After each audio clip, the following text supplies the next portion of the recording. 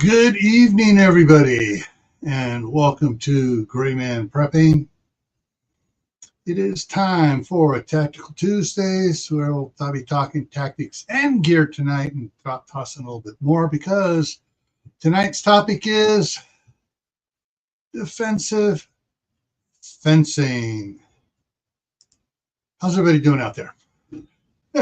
I am tired.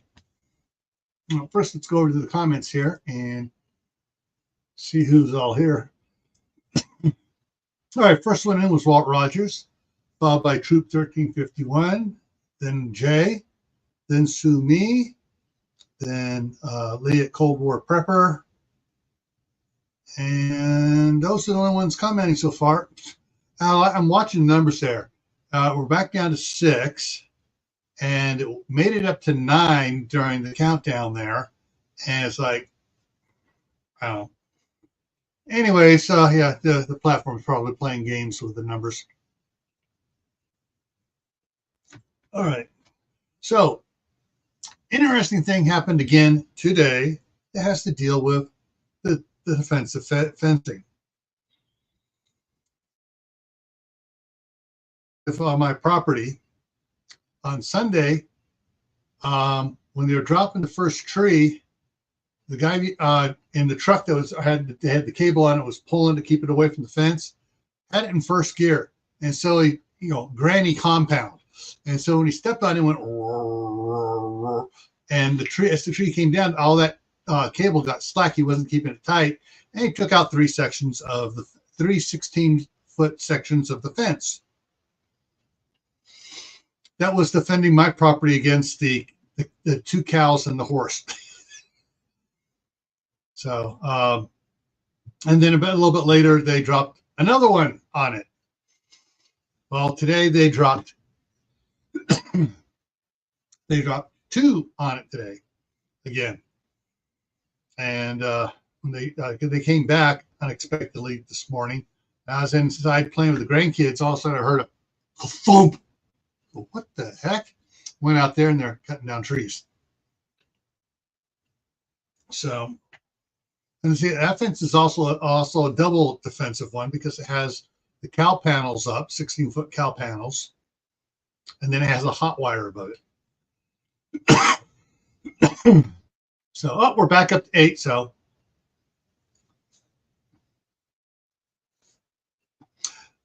absolutely none, because they said they made it clear that they borrowed a couple of the panels I had to put over there to keep it out, but they say when it's done, we're going to replace all the panels that got damaged and get it all fixed up right. So that's part of their contract to do that. So it's like, okay, because some of the panels that got taken out were slightly damaged where the cows had. Hang on, let me get a cough drop. All that pollen out there with them trees falling down and everything else got to me. So the hot wire, the 1 year before Brandon sold it to me, the cows they didn't put a hot wire up. And the cows decided, we're going to lean over the fence. And they had bent it down. They straightened it up. Both parties, straightened it up, put the hot wire up. And then when Brandon moved, he was the one providing the shocker for the hot wire, and he took it with him. And they didn't realize it. And then the cows pushed down on the fence last year, and they got the hot wire fixed on it. So there were several panels need to be replaced. Anyways, fortunately, 3 of those, 2 or 3 of those, he got damaged by the tree guys, so they'll be replacing those. So it's yeah.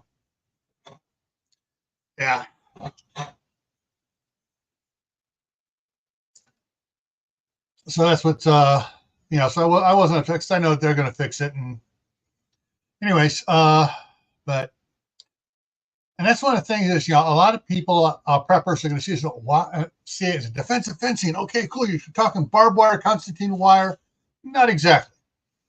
And a lot of preppers don't realize when they get their wish and the balloon goes up and it becomes walkie time, they can realize, okay, we're going to have to grow our own food. In other words, raise the chickens, the cows, the pigs, and stuff. We're going to need fencing for that. And they're not going to know anything about it. Oh, no, Lee. You know, I almost had to go to the ER this morning. Woke up with 86% oxygen. Ooh.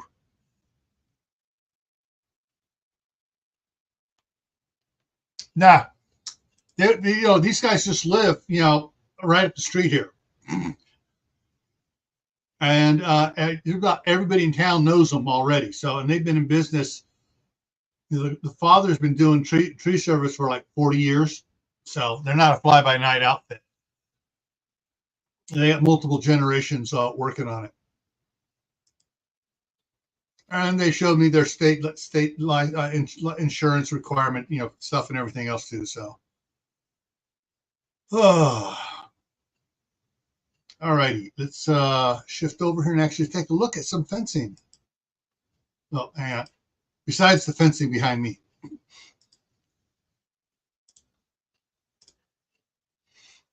All right.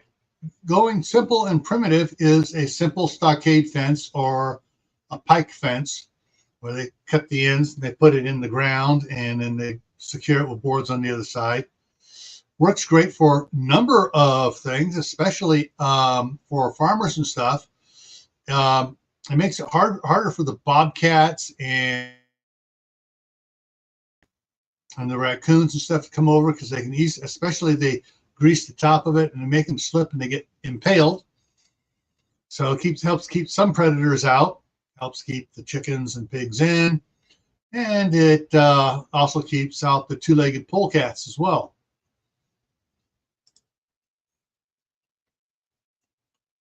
Another one that works great for keeping the livestock on one side and the deer and the elk on the other side. And this is a more standard type rail fence from back in the days of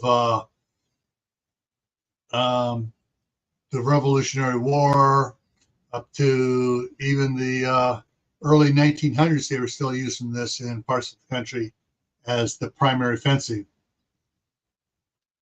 And if it's done right, if you want to use it as a really defensive fencing, the each board, you can sharpen the end of each board, both the vertical ones and the horizontal ones. Sharpen both ends there on it, so make it a little bit less friendly to be around.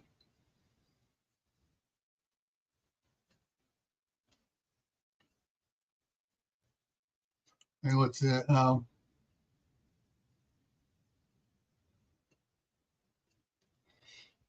Yeah.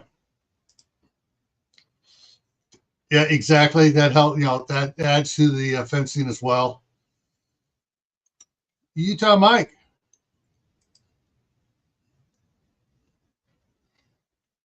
Yep. And we're going to be covering that as well.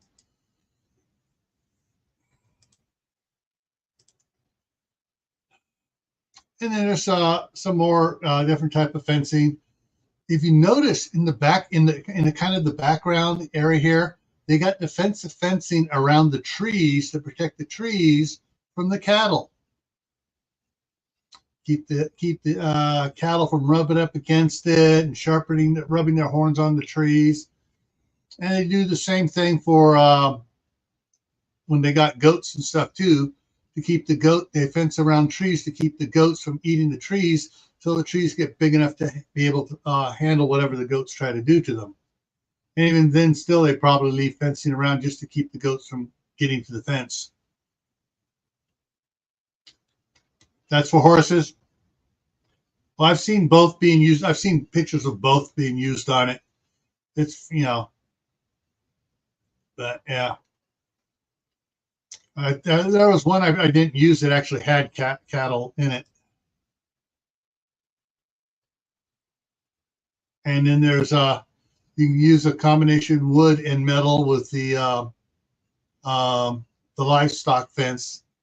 For this works good for keeping or trying to keep chickens and rabbits on one side, as well as, sheep, and, cows, horses, stuff on the one side.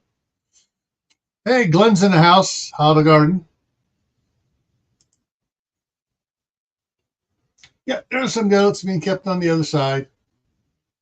What's interesting here, they're using, they got several fences here. You can see the wooden post one here in the foreground. In the background, you can see the white tops and the green stands, bottom parts of a T-post. They got a bunch of T-posts going across there, and they got the same type fencing on the T-post. And is that hog wire? Well, the guy I know, the guy that was doing raising hogs, and when he retired from it, sold me all all the fencing he was using. He was using cow panels that were smaller squares at the bottom and bigger squares at the top. And he had a bunch that was only 2 feet tall, and then he just had a hot wire on top of it. But here on this front one, you see on this post, there's a black insulator down near the bottom and a black insulator at the top. And so they got 2 hot wires running on this one here to keep whatever's on this side of the fence from trying to push under the fence or lean over the fence. And I can't tell if they got the same thing on the other side or not. But you have the same type of livestock wire in the back going across with those T-posts going across in the back.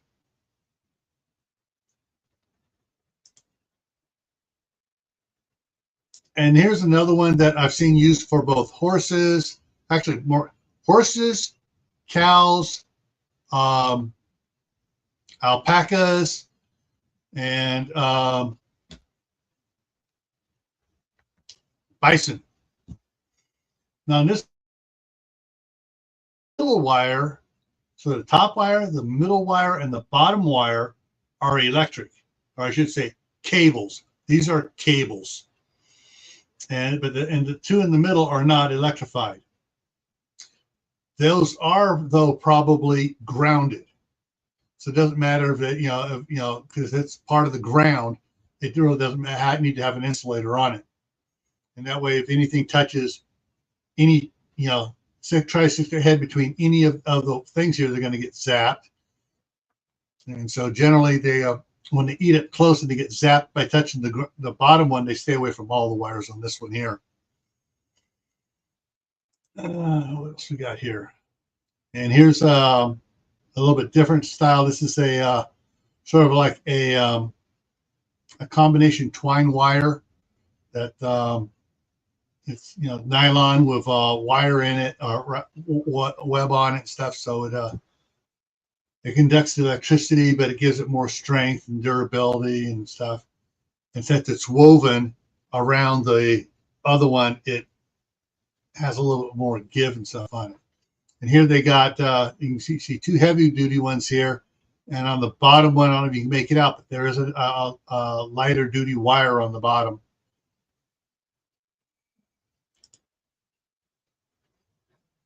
And here's someone putting in the Mark.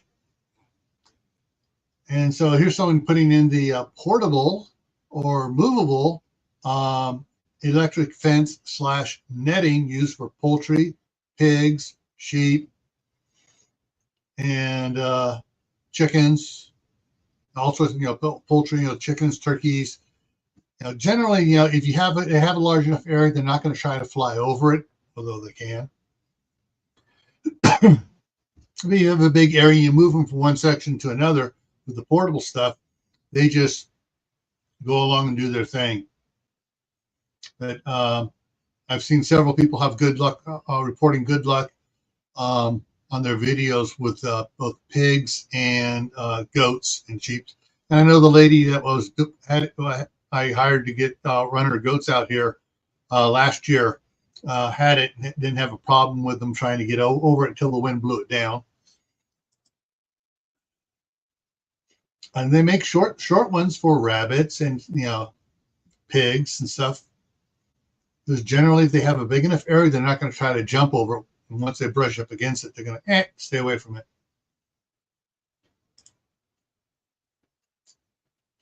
Now, these posts here have a bunch of little clips in it, so you can use these as spacers with, go backwards, come on, with these and these. Sometimes they'll add an extra post in between the ones that it comes with to give it more stability. And that's what the lady did, the goats. She had a bunch of those. But you can also use these. I put these in the ground and just run some of the tape or the wire, cloth wire with it, and run it out. And anyway, you just run out and do stuff, and then you can roll it all back up and move and pull all the fencing up and move it.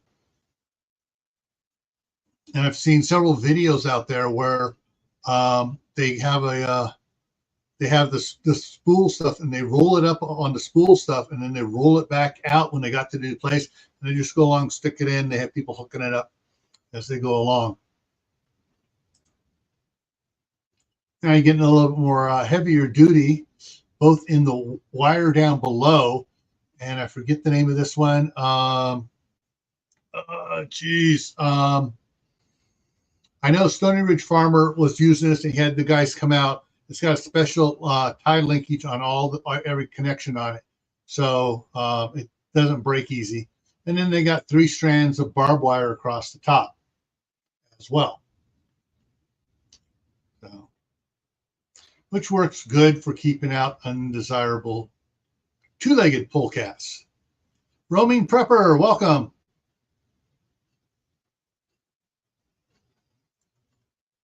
Working on a term paper. Yeah, sometimes you got to stop and rest your mind before you go back at it.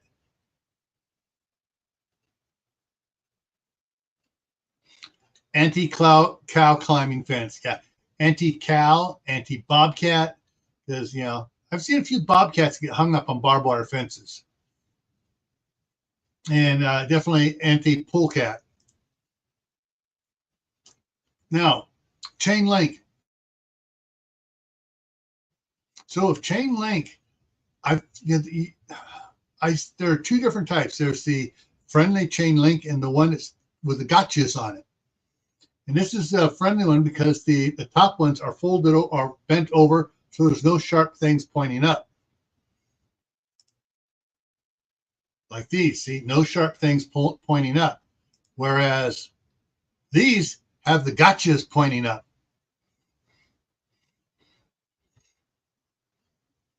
Now, with chain link, they also have the privacy slats that can slide in and act as a semi-visual barrier too.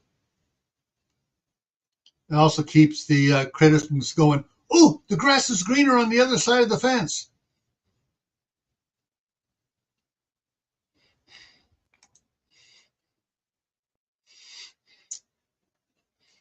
I hope you got your earpiece in there, Mark.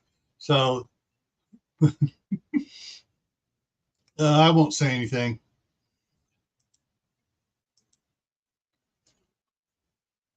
Now, this chain link has the gotchas on the top and the ultra gotchas above that. And I've seen people, using this to keep animals out of their property. I've seen these up like 8 foot tall, and then the barbed wire up on top. I've also seen them do it where they got double barbed wire going off each direction. And then I also seen them where, like up here above me, they got the barbed wire in one direction and a concertina wire on top of that. Yeah, them pesky deer keep trying to get into my apple orchard. They get hung up on the fence and they bleed out by the morning. And it's like, got to harvest them.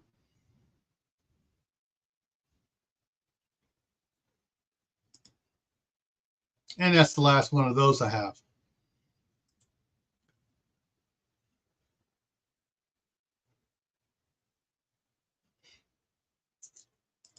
Those are easy to bypass. Just pull out the pins that secure the barbed wire. If they have pins. If they're mean and nasty and do the wrap and twist on it, makes it a little more difficult.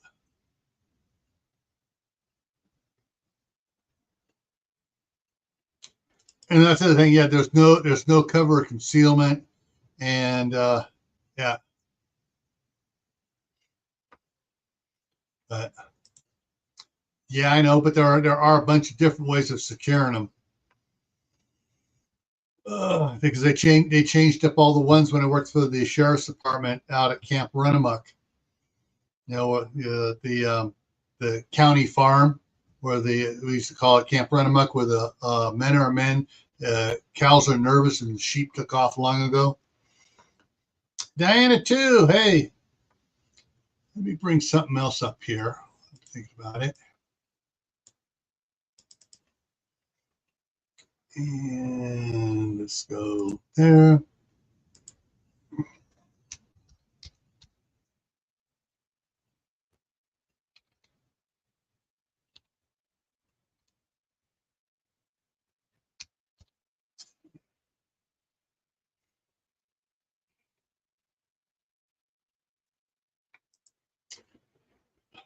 All right, so going to bring several things up here. We're going to talk about several things. So go ahead and open that one and a new one, that one and a new one, that one and a new one, and any other fun ones here. Of course, that one and a new one here.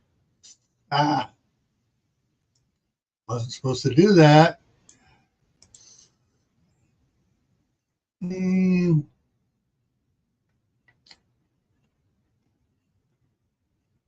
come on.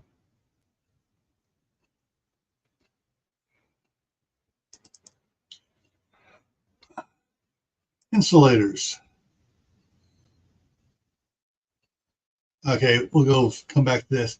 So these are some of the posts that you can just go along. You can either use these type posts with the netting, or you can just run the wire through it and or the tape. And so this is some of the wire, and let's see if we can see it. Okay, this is gonna be the one. So they got the piece of the wire that comes off of it, and it's got metal and it's got nylon, and it's yeah, so 6 strands of stainless steel wire on it. And so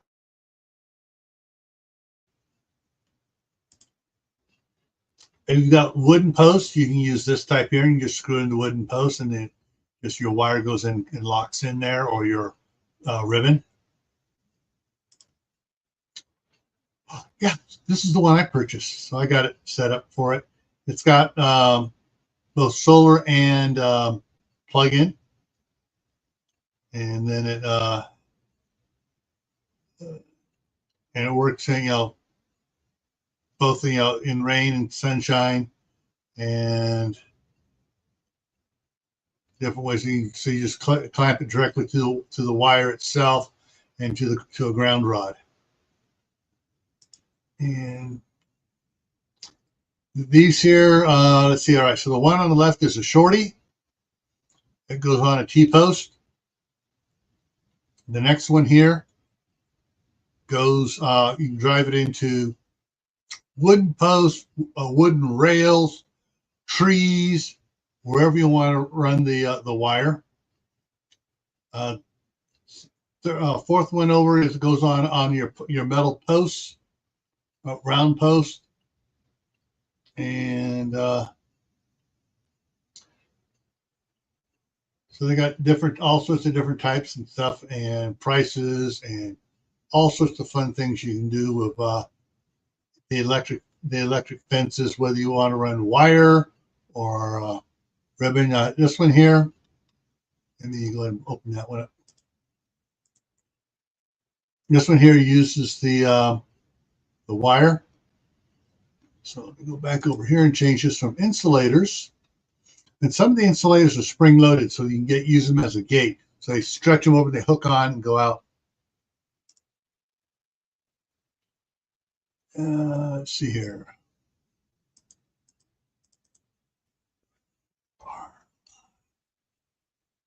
Ribbon. So you can see what the ribbon looks like. Oh, do this one here. That one does it. We'll show the ribbon.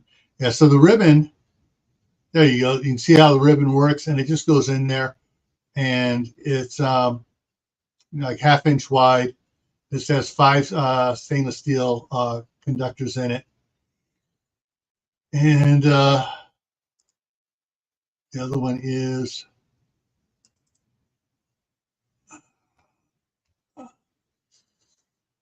wire, and it comes. You got the braided wire. You got the aluminum magnesium alloy, 14 gauge.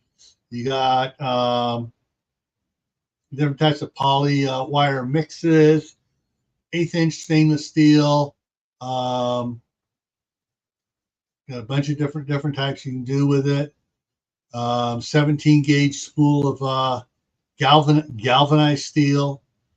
So depending on how much money you want to spend, they got everything you need for however much you want to spend. All the different types of wire. So you had 17 gauge up there. You got 14 gauge here. Remember, the lower the number on the gauge, the thicker the wire. And so you got,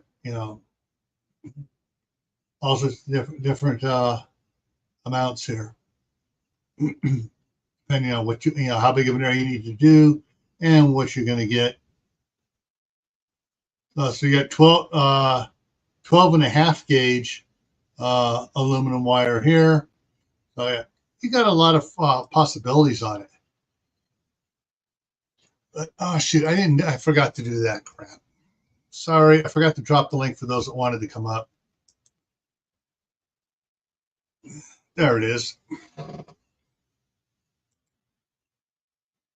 And yeah, I didn't do it. But like let me go back and bring this other one here. One of the things that we're probably going to do, going to get my daughter to do once they get their act together over there and want to do the rabbits right, is to use the 2 foot high or the 18 inch high electric fences for the rabbits. That'll be enough to keep them inside an area. Now the cow panels, that's something I forgot to bring up to you guys. I don't think Amazon carries this. I'm going to look just in case, see if Amazon does carry cow panels.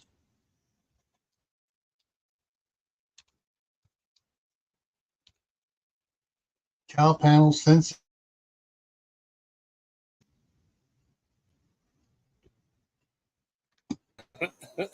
Mark. So what Amazon carries is the rolls of the livestock cow fencing, which is, it's trying to open up here, which is bigger on the top and smaller on the bottom, like the cow panels I got, which are 16 foot long, a lot more rigid and tougher than this stuff is. I mean, yeah, like 3 times as thick. But I don't see they don't seem to talk about regular cow panels. Of course, then if you have certain animals and stuff, you can get the little stick in the ground things to keep certain things in line, like rabbits maybe or something, until they decide that the area is not big enough, they're going to dig a hole underneath.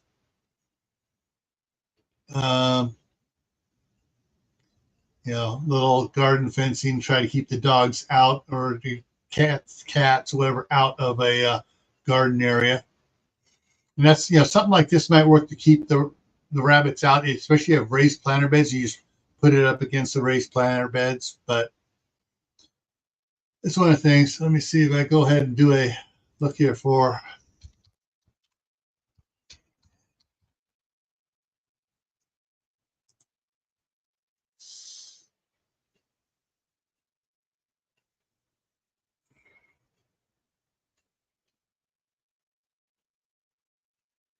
Yeah, 16 foot by 4 foot by 4 gauge wire, and 16 by 4 foot high, and they come in different heights. They come in 2 foot, 3 foot, 4 foot. I don't know if I've seen any 5 foot ones around, but at my property, I'm not allowed to have anything more than 50 inches tall in the state of Pennsylvania.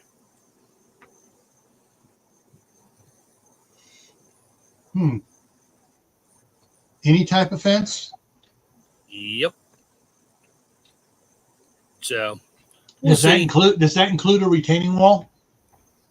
I don't know, but I'm not going to build a 3-acre retaining wall to keep deer and stuff out. I'll put up a 48-inch fence, and maybe I'll put like little metal extender poles with some wire on top or something, which doesn't constitute part of the fence. I got to play the game. I'll figure it out. Yeah. I don't think the cops are going to come and arrest me because my fence is a little too tall. Yeah. It's like, why do you got another 4 feet of hot wire above your cow panels? Because the stupid deer were jumping the 6 foot high. Yeah, why do you have 4 feet of Constantine wire on top of your 6 foot of fencing? Well, that was the guy trying to get. That was the homeless people trying to break in to eat my vegetables. That's it. Those homeless animals like deer and stuff.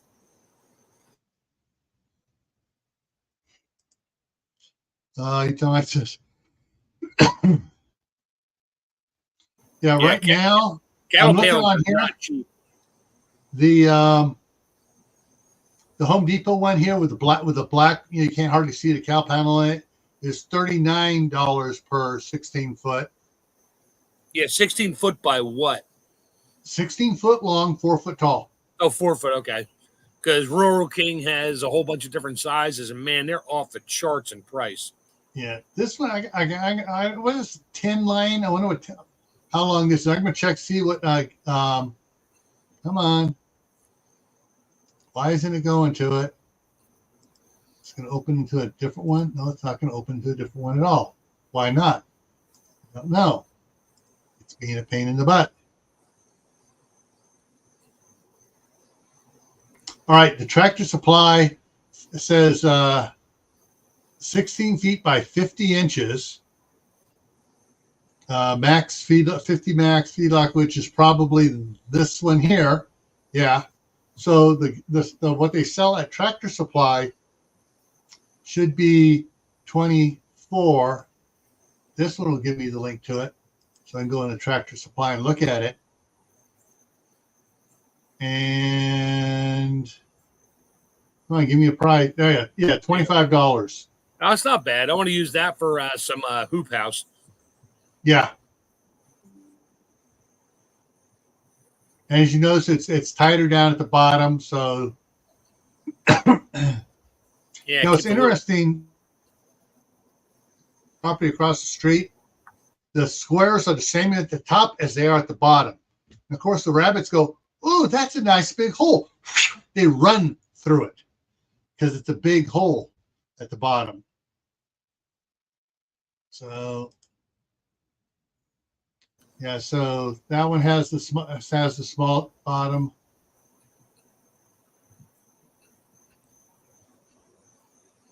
Yeah, for a hoop house, you don't need the small bottom. You just need standard. Yeah. Yeah. Yeah. Most of the ones I have here have the smaller at the bottom of the panels. So,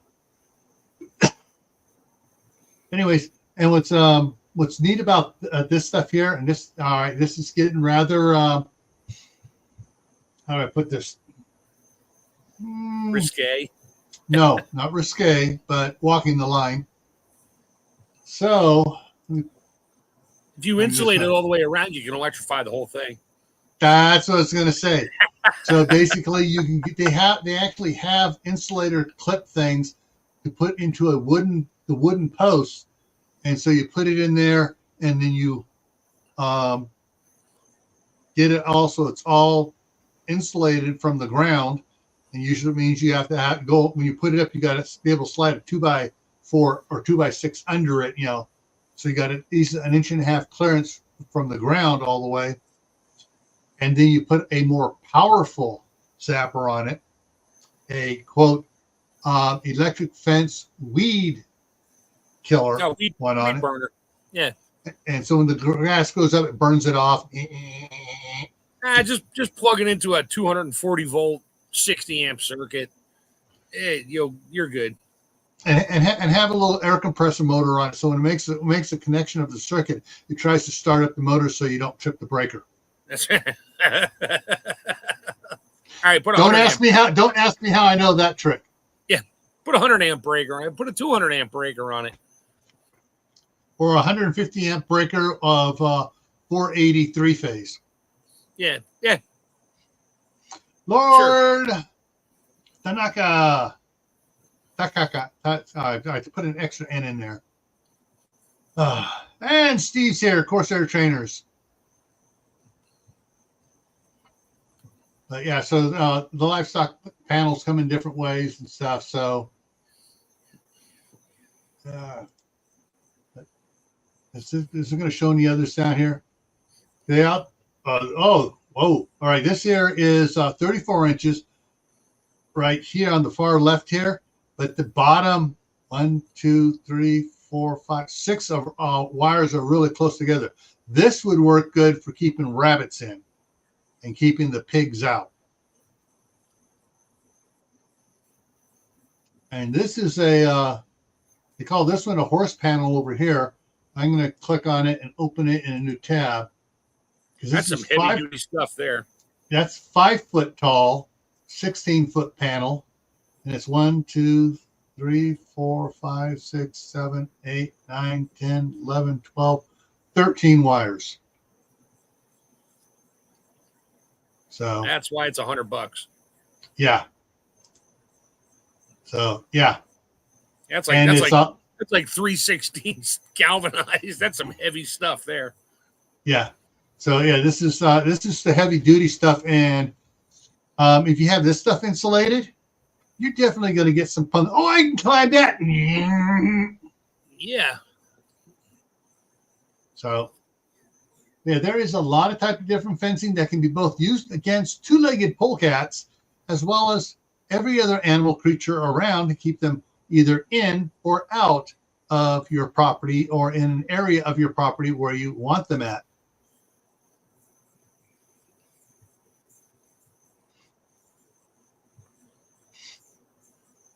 Don't expect you to respond. You are listening. You're hooking your pipe up. Okay.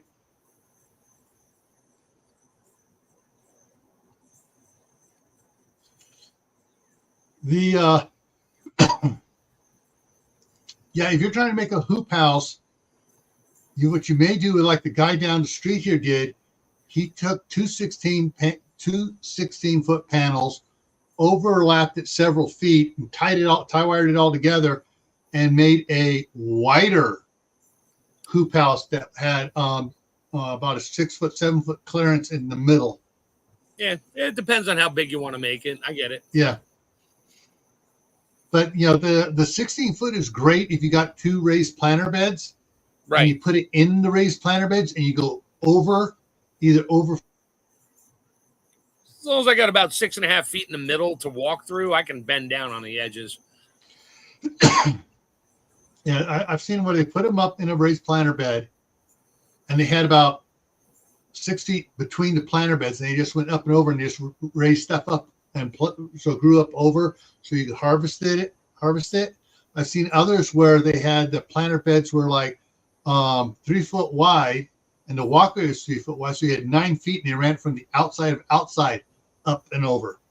Yep. And so basically and they hung strings down to get everything growing up onto the trellis stuff.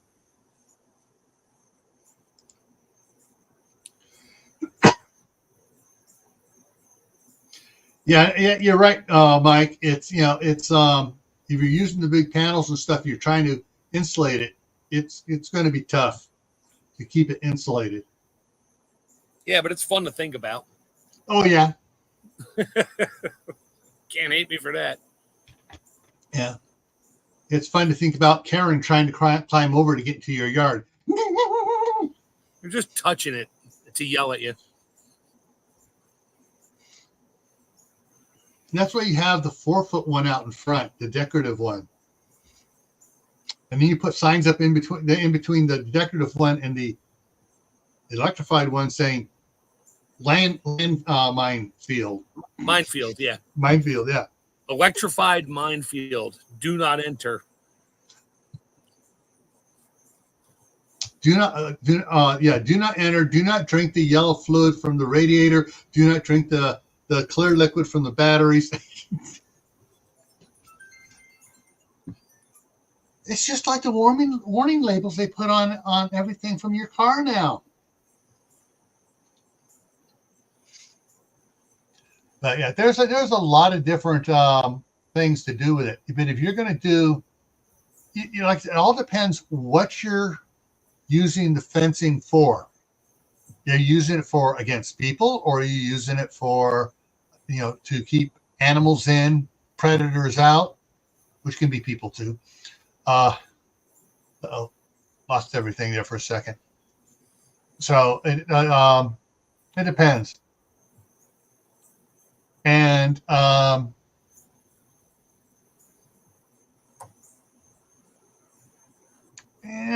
don't want to get any sort of advice here saying that this. Yeah, I encouraging people to do something illegal. But I have seen, and I don't recommend you do this. Wink, wink, nudge, nudge. Where they didn't have one of those electrified boxes to charge an electric fence or whatever. They actually had a couple of. They had some exterior lighting wired in, and they wired it wrong, and they thought they were grounding it to the fence, and they actually put the neutral line to the fence and had the hot line coming into the bulb, so it ran through the bulbs, so it wouldn't break the circuit when someone grabbed hold of it. At least that's what I assumed they were doing with it. All right, you lost me on hot wire to the ground. So you got your black and your white wire? Yeah, hot and neutral. Yeah, hot and neutral. So what they did is they ran the hot wire to the light bulbs and for the outside lighting, and then they took, instead of running the circuit back with the white wire, they grounded it to the fence. Yeah, okay. So when someone grabbed hold of the fence, which was insulated, and they're standing on the ground, they completed the circuit, so the lights came on. Or in theory, anyway. But that makes sense. In theory, anyways, yeah. If you're wearing rubber-soled shoes, nothing's happening. Yeah. Leaky septic leach field.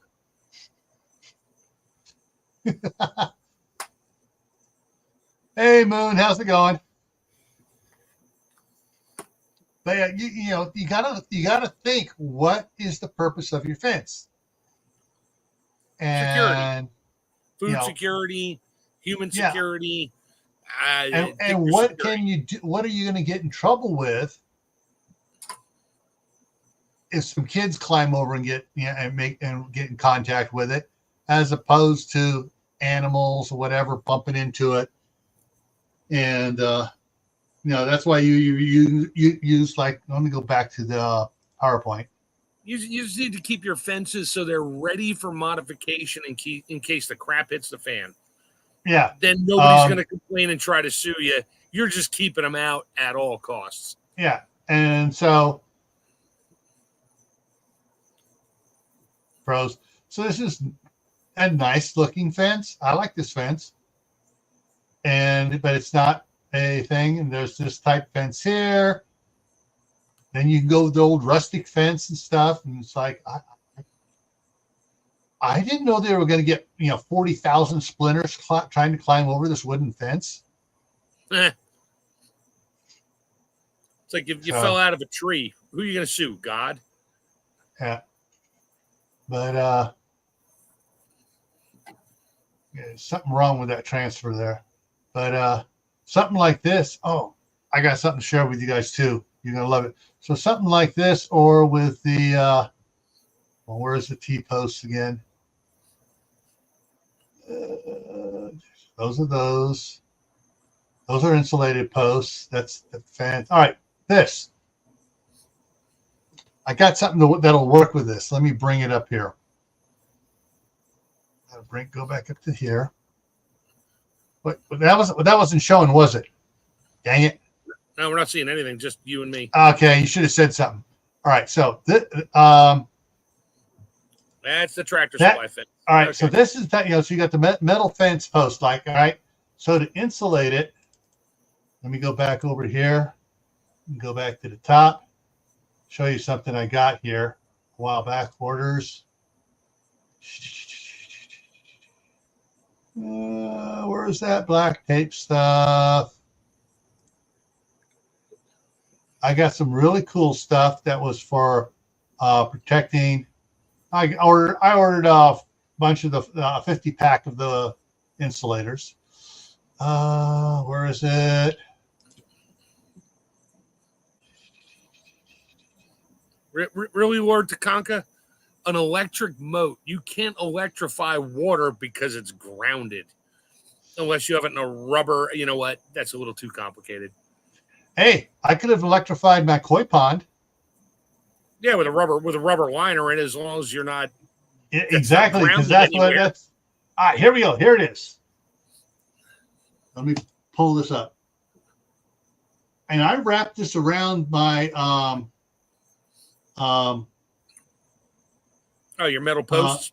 My water hydrants going in the ground to keep them from corroding. And it is water. I mean, it is I tested it with my voltmeter, and there was no connectivity from the metal post. Yeah. So basically, I just wrapped the metal post like they're doing here, and so you could use this stuff to wrap your other post, and then put your fence on it. And now your fence is insulated, and so that in an emergency, you could, hook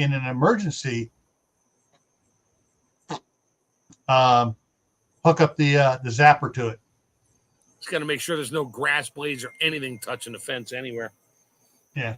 Well, if you have the powerful enough electric fence box, it's going to fry those grass and stuff off in the first 10 minutes. But yeah, so if that's something you want to do, there is ways to do it. I do not recommend it for legal purposes.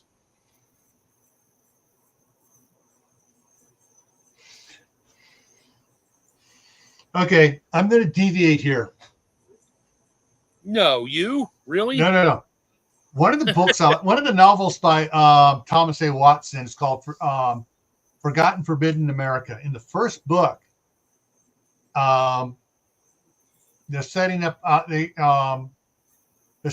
this farm. The elderly couple on the farm rented out 4 cabin type thing.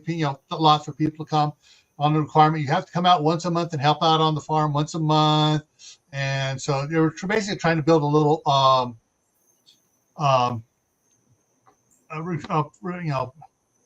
sorry, I just lost it. MAC, CAG, whatever you want to call it, a group to help raise food and stuff, and everything went poo-poo. So what they did is they actually dug a moat on the one side of the I think they did 5 acres as part of where all the houses were at, and he dug a moat across the front side, threw a bunch of 4-inch caltrops down in there. So you had, so no matter which way it landed, it will point up. And so it's 4 inches from the bend. And they had a bunch of those. And then they laid thin slats across the top, and they got PVC paneling, laid that over the top, and put down about an inch or so of soil on it and seeded it and let grass grow on it. That's what was in the book.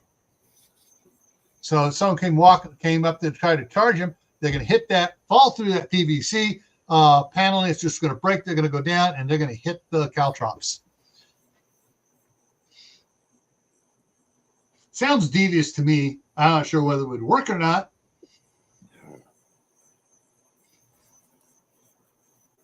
But I once electrified. Not on purpose.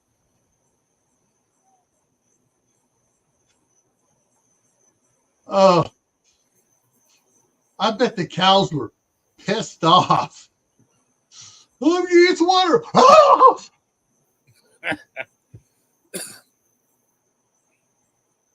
Oh! Yeah, having a water moat, yeah, would, unless of course you had the fish in it, like you put your tilapia, whatever fish in it that would happily eat all the mosquito larvae and other bugs. Because I know when my koi pond, I mean, there were no mosquitoes around there. And koi are generally considered bottom feeders, but they went to the surface quite a bit every time something flew near the surface.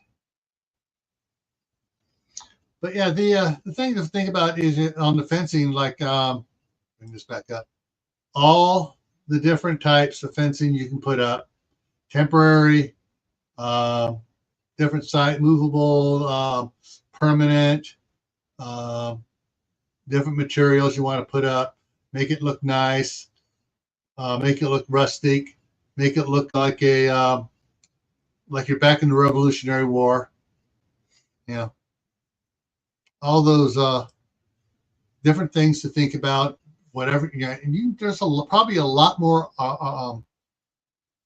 aesthetic looking fences that can be quite defensive out there.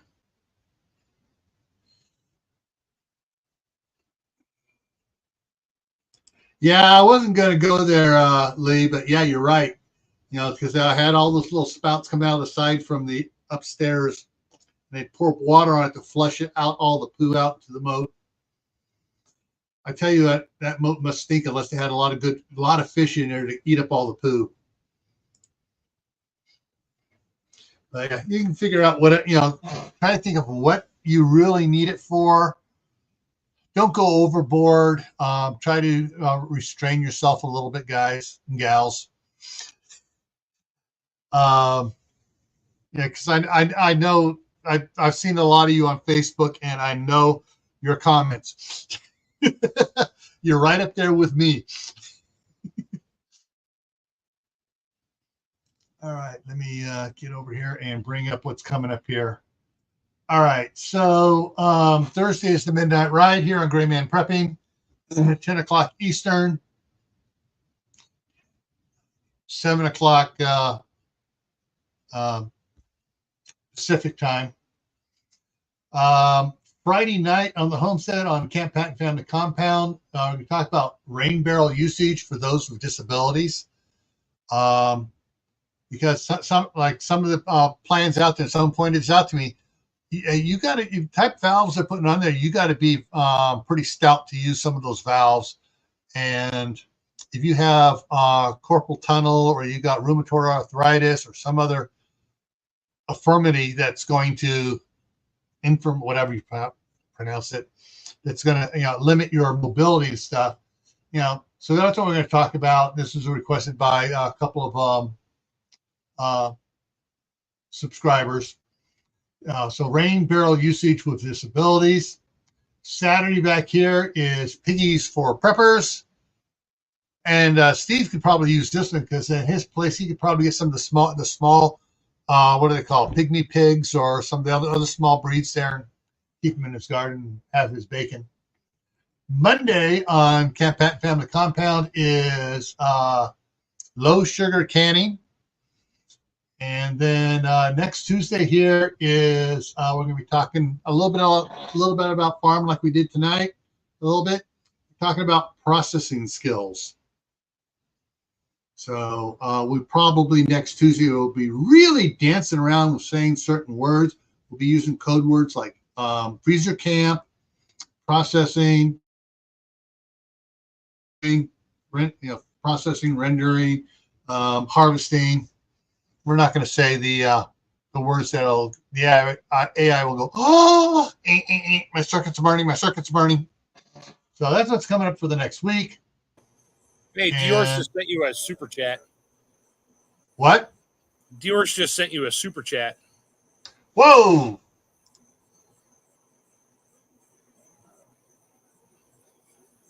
Yeah, in some jurisdictions, yeah. So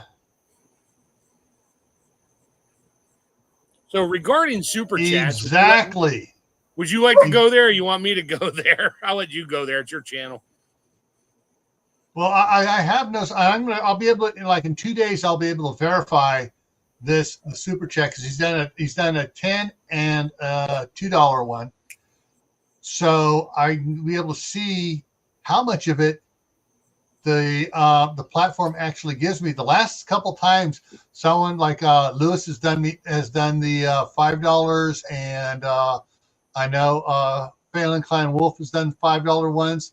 The last time, the money amount for that day, even though the thing said I got more, the amount that was paid out by the platform was only 30% instead of 70% of the super chat. Yeah. So I don't know if caltrops are illegal in Missouri. I think that's where they were writing about everything. You get a lot of, the author was quoting some of the laws from the state. I'm pretty sure it was Missouri, down there near Arkansas. Hey, if the crap hits the fan, you're going to do whatever it takes. Yeah. And who's going to complain, except for the person who steps on it? Well, like Steve says, it may be a true SHTF or a Tawaki situation where the law has broken down, but how long is the law going to be broken down? Recovery locally for law enforcement may be quicker than most people. It will most likely be quicker than most people want it to be, because local community, local cities and county stuff will come back a lot quicker than federal government. Just remember, plausible deniability. I don't know who put those in there. Wasn't me. I'm not trying to keep anybody out. I'd like to help the community. Why would I do something like that? Yeah. So in other words, people think about both. Don't think just because it's the end of the world as you know it, and there's no rule of law. There will be rule of law. It's not going to be gone for good. And if someone says, "Oh, it's going to be like the Wild West," yeah. Well, what did they have in the Wild West? They had sheriffs and marshals out there, and bounty hunters. All right, Lee's heading off to do it.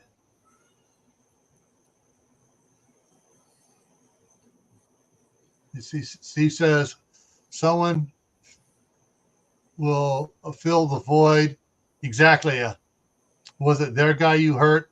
Mm-hmm. Things you got to worry about.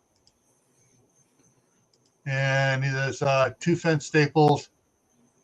You don't even need a welder. Nope. If you have the thing, you just put it in and twist, and there it is. Anyways, I'm not going to do a lesson on how to make those. No, don't do that. No. But there are plenty of novels out there that'll tell you how to make them. And when I was in high school, I used to make all sorts of weird stuff. Yeah, me too. All right, everyone. So before we head off, remember, Lee's going live here over on his channel, Cold War Prepper. So look it up and head over there. He'll be going live in a couple of minutes here. And Monday mornings at 10 o'clock Mountain Time, figured time out from there. Of course, their trainer goes live for 2 hours. And so that's what some of the stuff coming up here. Stay happy no matter what life throws at you. Stay safe. Don't go out and do anything foolish. Keep adding to your preps. Water, food, medicine, clothing, learn at least one new skill every month, and plant a garden, outdoors and indoors. We got some watermelon from, we actually got 2 different watermelon, one from Walmart, one from Sam's Club. Basically the same place, you know that. Yeah, but different brands, different labels on the watermelons. Yeah, froze. My oldest grandson, when he ate the one particular one, was off the wall for quite a while. Yeah. We think that was one of the ones they injected with red dye 40, you know. Yeah, and they do it through the stem hole so you can't tell. Yeah. Doesn't bruise it. Yeah. All right, everyone. Hopefully we'll see you around on Thursday for the midnight ride, and we'll really go down the rabbit hole on Thursday night. All right, take care, everyone. See ya.